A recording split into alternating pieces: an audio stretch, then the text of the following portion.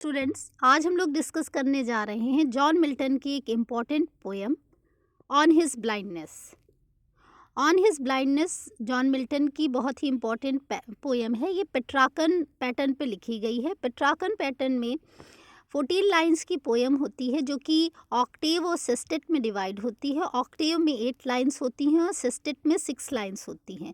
Generally Octave में problem arise की जाती है एंड सिस्टेट में उसका सल्यूशन दिया जाता है। ये पोएम जॉन मिल्टन ने तब लिखी जब वो at the age of 44 years blind हो गए थे। इस पोएम में शुरुआती 8 लाइंस में पोएट कंप्लेन करता है गॉड से कि जब आपने मेरी आँखों की रोशनी ले ली तो आप मुझसे किसी भी काम की उम्मीद कैसे करते हैं। आपने मुझे एकमात्र एक पोइटिक टैलेंट दिया था जिसके द्वारा मैं आपकी सेवा कर सकता था। आपने मेरा वो भी पोइटिक टैलेंट ले लिया है क्योंकि मेरी आँखें नहीं हैं और मैं लिख नहीं सकता। अगर मैं लिख सकता तो जब मैं आपके पास जाता तो मैं अपना सही बही खाता आपके सामने उपस्थित करता ताकि आप मुझे डांटते नहीं।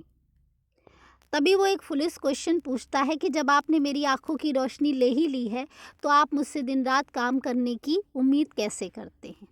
देन आती हैं नेक्स्ट 6 लाइंस जिसमें उसकी अंतरात्मा उसे रोकती है और उससे कहती है कि ईश्वर को ना ही किसी के काम की ज़रूरत है और ना ही अपने द्वारा दिए गए किसी उपहार की ज़रूरत है। वो तो राजाओं का राजा है। उसकी सेवा में हज़ारों देवदूत लगे रहते हैं जो उसके आदेश को कहीं भी किसी भी समय समुद्र या पृथ्वी पर पहुंचा सकते हैं। उसको किसी भी और व्यक्ति के काम की कोई आवश्यकता नहीं है। तो ईश्वर की सच्ची सेवा तो यही है कि आप उसके आदेश का इंतज़ार करिए और अपनी बारी का इंतज़ार करिए कि ईश्वर आपको किस काम के लिए सेलेक्ट करता है।